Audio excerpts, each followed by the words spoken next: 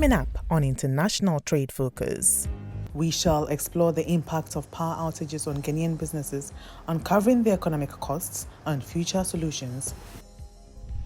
Power outages, an all too familiar experience for many across Africa, particularly here in Ghana. But the flick of a switch going unanswered isn't just a minor inconvenience. It's an economic challenge that ripples across every sector of society, from agriculture to industry and even international trade. Welcome to today's edition of International Trade Focus. My name is Anna Spio, and today we are shining a spotlight on a critical issue that continues to challenge Ghana's economy: power outages. In this episode, we'll delve into the real impact of these outages on businesses and, by extension, Ghana's position in the global market. Now, we spoke with industry leaders from the Ghana National Chamber of Commerce, from the Ghana Union of Traders Association, and also from the Center for Energy Policy, ASAP, to get their insight on how these power disruptions are affecting their sectors. International Trade Focus is brought to you by Gold Energy, ADB, Truly Agric and more, Public Elegance, and Pediasi Valley Resort. Stay tuned. And up next is our in-depth segment. We have Mark Bedu Abwaji. He's the CEO of the Ghana National Chamber of Commerce and Industry, sharing his insights on the impact of power outages on businesses in Ghana.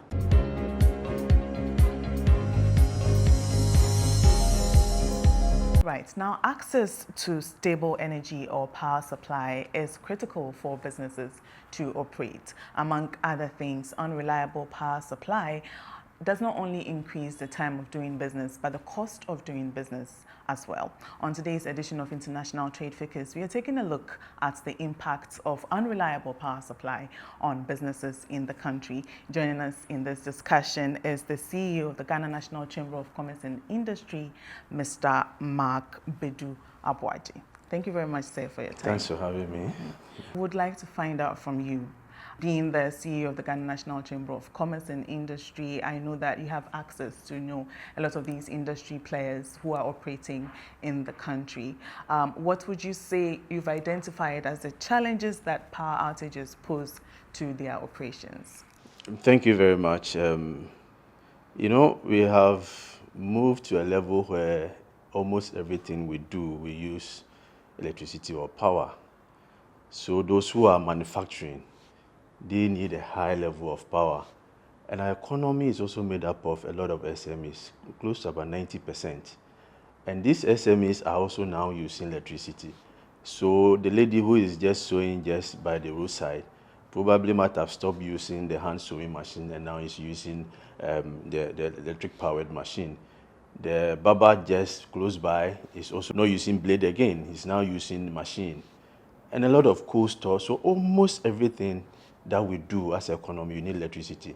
So anytime we have a challenge with electricity, unstable power, erratic power, it affects almost every business in this country. Now, can you imagine you've prepared yourself from home, you go to the office, and uninformed, nobody announced or informed you that your power will go off. You get there, within 5 minutes, the power goes off. Those who are supposed to work in your office, they have traveled all the way to the office, and you get there is no power. Invariably, you cannot work. So they will sit down, but you have to pay them. It's not their fault. They are there to work. There's no electricity. You have to pay them, and lost man hours. And you cannot also produce. So you pay them, you are losing money. A lot of these businesses are also on contract. They are doing things for people on contract. And those contracts are time-bound. You are printing an invitation letter or invitation card for somebody's wedding. The wedding is on let's say, on Saturday. You have a deadline to meet, let's say, Friday. Friday morning, you go to the office and there's no electricity. Definitely, you are going to lose that contract.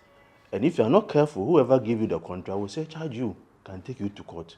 So a lot of people are losing businesses out of these power outages. So it's something that any economy that would want to drive the private sector, would want to grow, should not even be thinking about these erratic power outages. There should be constant flow of electricity.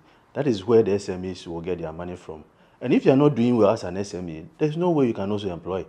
So you go 1, 2, 3, and there's no electricity. The only option is to ask your people that go home. When electricity comes, I'll call you back. And some of them may not even call you back. So one, it's affecting the businesses, it's affecting employees, and it's affecting the economy at large. So I don't think that it should be something we should be discussing at this time. Probably we should be discussing something that will rather enhance the activities and not something that will cripple the activities of businesses. And I agree with you. Looking at how far we've come as a country, some of these things should be a thing of the past. We're not expecting perfection, but at least some of these things will be should be a thing of the past. Year in, year out, there are certain times that we must admit power supply is stable, and then certain times too that it's unreliable and unstable. So I agree with you on that.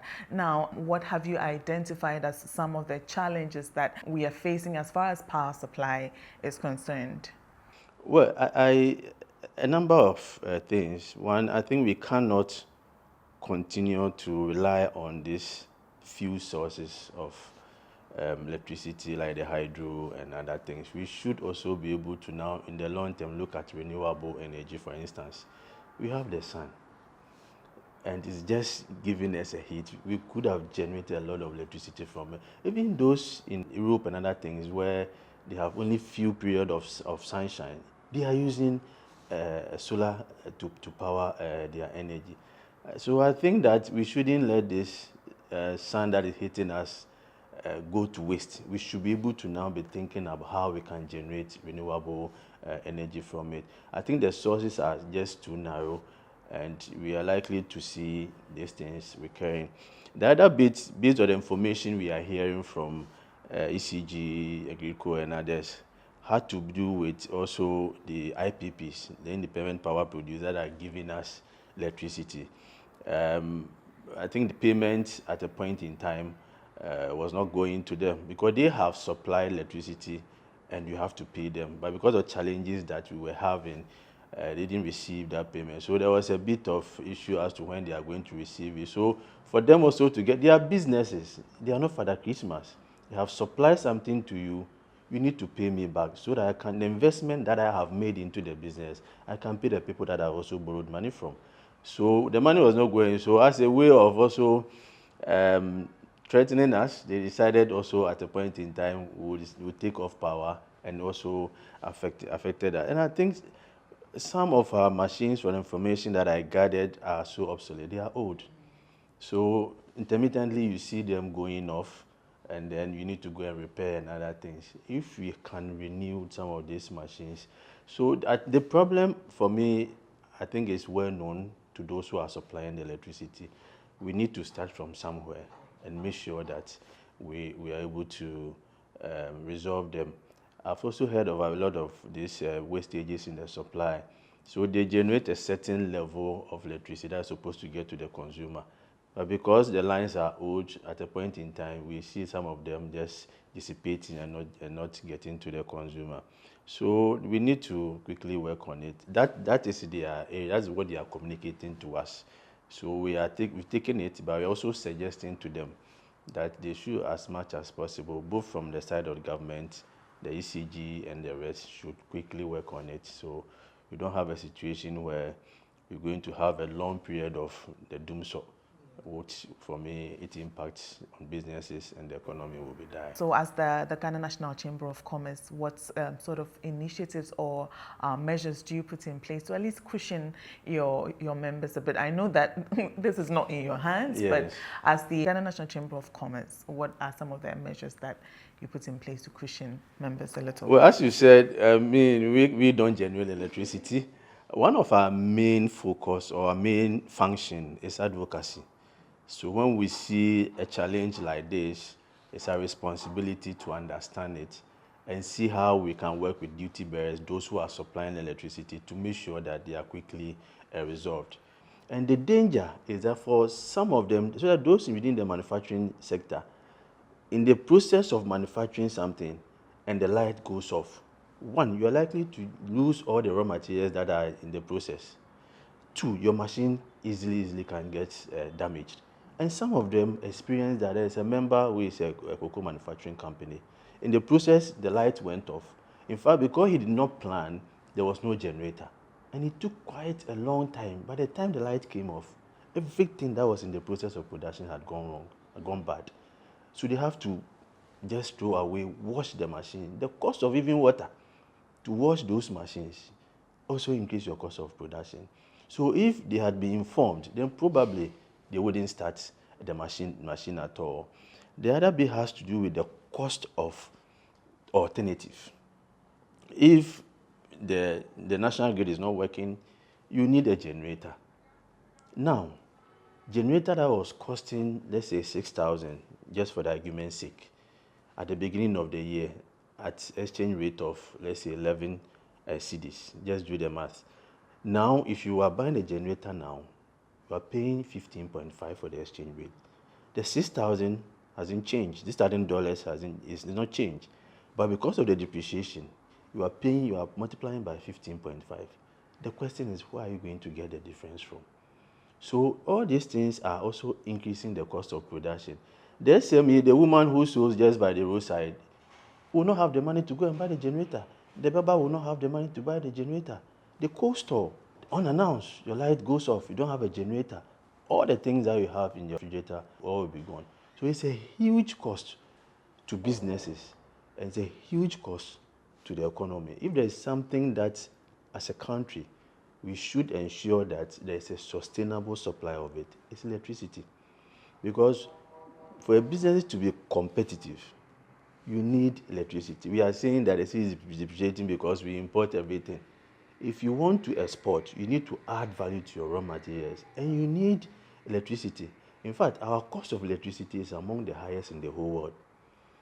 The cost per kilowatt hour is about 12 cedis. In other jurisdictions, if you convert it, just about 2 cedis. You are competing with the same company who is coming from Morocco, coming from Cote d'Ivoire, getting electricity at a lower rate.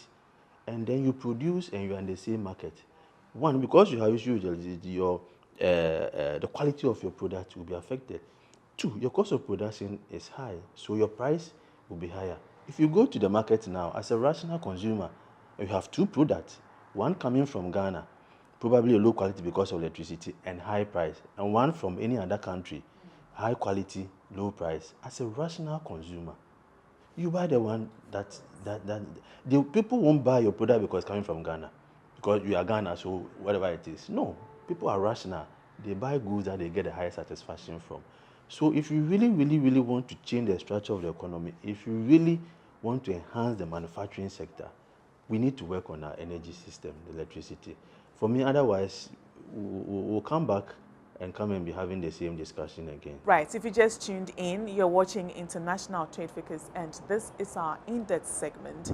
We are having a conversation with the CEO of the Ghana National Chamber of Commerce and Industry, Mark Bedu Abwaji, about power outages in Ghana and its impact on businesses. We'll be right back. Don't go away. Welcome back to International Trade Focus. In this segment, we are delving deeper into the impact of power outages on businesses in Ghana. We are joined by Mark Bedu Abwaji, the CEO of the Ghana National Chamber of Commerce and Industry, for an insightful discussion on this critical issue. The same discussions over and over, year in, year out. And what you just said, the competitiveness, brought my mind to the continental free trade that we are championing now. Now we are seeing a market for Africa by Africans for Africans. And taking a look at Ghana being the host nation of the Secretariat, with some of these challenges. Now, it's interesting to note that the power outages is not exclusive to Ghana alone. We know that South Africa experiences the same thing. Nigeria also experiences the same thing. But we are in Ghana, so we're going to take a look at the case of Ghana and the impact that it has on businesses. So in terms of competitiveness, I know that you've touched on it briefly, but let's delve deeper into it, considering the fact that trading under Continental Free Trade Area has commenced. And with some of these challenges that we are facing, do we have what it takes to compete on the markets? Well, the AFTA, for me, is one of the brilliant policies, trade policies that, as a country, we have had over the period. if you look at trade among African countries, it's just around 15%. While the America, the South America are doing 65 and the rest. So obviously we are not doing much. And there are a number of reasons to that. One reason is that we don't add value to our raw materials. So within the continent, whatever product we have, it's almost the same thing. I can't export cassava to Nigeria. When you go, they have cassava there. Why should they import your cassava? But when you add value to the cassava, it becomes a raw material for the production of pharmaceuticals. That is when that product becomes more important. So, of course, for us to benefit from the African Continental Free Trade Area, the Secretariat here, for me, won't benefit as much. It has given us the leverage because everybody is talking about Ghana. But probably go and check the number of Ghanaians who are working there because it's for Africa. But for us to benefit, it means we have to take advantage of the opportunity that has been created within the AFTA. And we can only take advantage when we have the product at a competitive price. The question that we keep asking is, do we have the product? Even if we do, is it competitive enough? The product that we have in this country is obviously not competitive. My sister, if you go to North Africa, they have almost everything that gives them an incentive to produce at a lower price because they are competing with the Europeans. Now we have opened up our market. Their interest rate is less than 10%. Ghana, at the moment, just a report recently from Bank of Ghana indicate that if you need a loan from a bank, commercial bank, the least rate you can get is 31.4%. It goes as high as 47%. So just you have an idea, you want to start business, or the business is ongoing, you want to expand, or you need a working capital, you are borrowing just interest rates at 47%. How can you make profit? Beside that, now electricity tariffs, every quarter it goes up. From last year up to now, we have had close to 69% increase in electricity. Water is going up. And now there's quarterly adjustment because of the IMF conditional quarterly adjustment. You come back and then you are also faced with inflation, all feeding into the cost of production. So much as private sector and businesses are willing to take advantage, we don't have the product. If you do, they are not competitive. And then as a chamber, we have also realized that it's also not enough for you to have the product. You need to create the demand for the product. The after only creates market, it doesn't create demand. So creating demand depends on the individual. I have a product. I want somebody in, let's say, Zambia to buy. The person doesn't know me. So how can the person buy my product? So you need to create that demand. That is where the chamber comes in. So we organize our members for trade fairs, for trade missions, and other things. So the people get to know their product. In fact, under Federation of West African Chamber of Commerce, we created a platform that were linking producers, manufacturers within the West African sub-region, those who have raw materials and those who want to take them and add value. There is this factory guy in Kumasi who manufactures shoes. He didn't have the leather. So just by that platform, somebody in Zambia got to know of it, and now they are working together. So it goes beyond just having the agreement and seeing that we have the secretariat here. We need to do more for us to be able to benefit. Now, ask yourself, how many companies have been able to export under AFTA? Since we started trading about 2-3 years ago, how many companies? On the day of trading, only 2 companies. Only 2 companies. Yes, yeah. Gandor and Kasapreku. Yeah. Subsequently, let's ask ourselves whether they've been able to do or whether they've been able to do more. In fact, with GEPA and Ministry of Trade, we created what we call a trade office, a trade hub in Kenya. That an opportunity was given to Ghanaians to go and also sell their product there. It's a very good idea because at least it has helped people to market their product. But I think we need to do more. I think Ministry of Trade, together with other countries, we have what we call a guided trade, starting with 8 countries, just for us to implement the protocols within the AFTA. So the protocols are good, the idea is beautiful, but we should be able to prepare ourselves to take full advantage of the AFTA.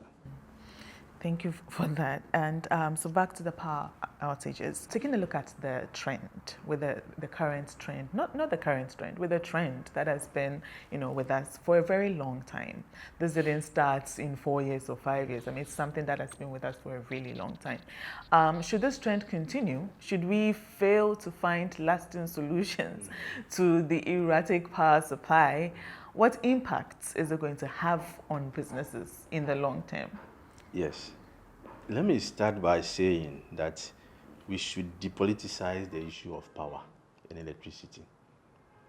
It shouldn't be an MPP, NDC, CPP, Afafranto, or whatever issue, because it builds up from one government to the other. Whatever we have to do collectively, we have to do that to ensure that we resolve this.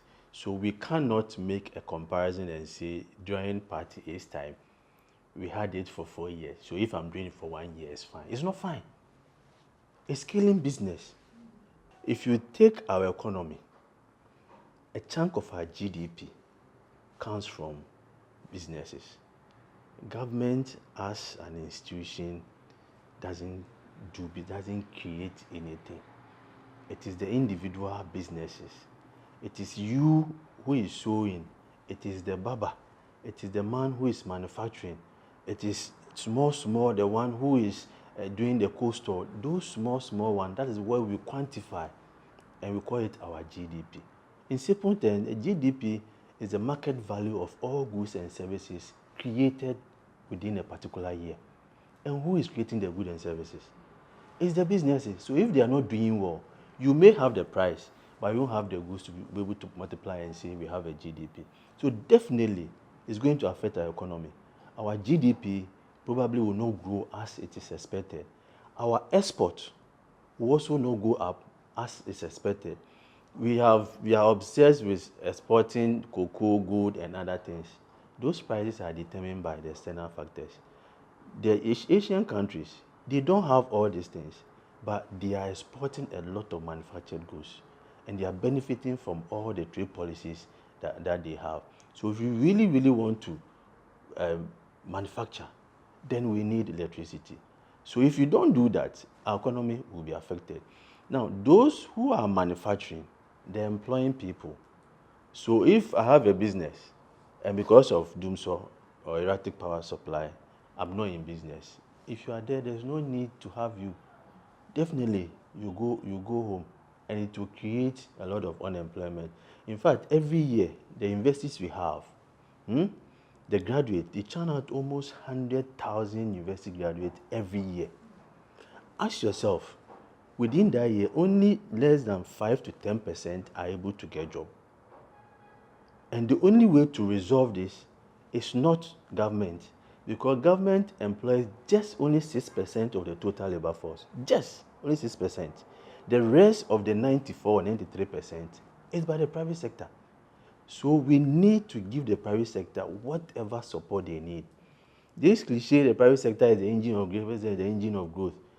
That engine needs oil. We have been feeding that engine with dirty oil. I like the punch. And most of them are collapsing. Let us change the dirty oil, give the private sector the correct engine oil, and I bet you a number of things will change in this country. Away from indigenous industries or companies in the country, we know that there are several multinationals who are also operating as well. According to your checks, do you think that these power outages will also have an effect on them leaving our country? I don't know, but recently you heard some of them leaving our economy. And one of the reasons they give is this power outages. So obviously, the evidence is there. The good thing for them is that when they think the environment is not good and they can pack their things, they pack and leave. For you as a Ghanaian with a small business, where are you going? you stay in until you die. So they have options, and for some of them, because of by their size and nature, sometimes they're able to know what is happening in the economy. So when they are coming, they come with their plants, the generator sort of. So they'll be able to, whenever there are these challenges, they have electricity. But once it is increasing their cost of production, they'll add it to the price. But people also think that once the cost of production is going up, then businesses can just increase their prices. It doesn't work like that. Because there is a extent to which you can increase your price. The person who is buying your product, the consumer, you should also have to have some empathy with them. The question you need to have yourself is that the thing I'm producing, because if you produce and they don't buy, you don't have revenue, you don't have money. Would they have the purchasing power to buy if I increase it to this level? Now, given an inflation to as high as 54% at the end of 2020 to now that we have, I think, 23.6% or so, your purchasing power had gone down. Your salary or your earnings over the period had not gone up as high as your inflation. So you're handicapped when it comes to, so if the producer decides that I'm increasing the price, it will get to a time nobody will buy. Two, that thing has to do with the elasticity of the product you are supplying. There are some you cannot increase the price.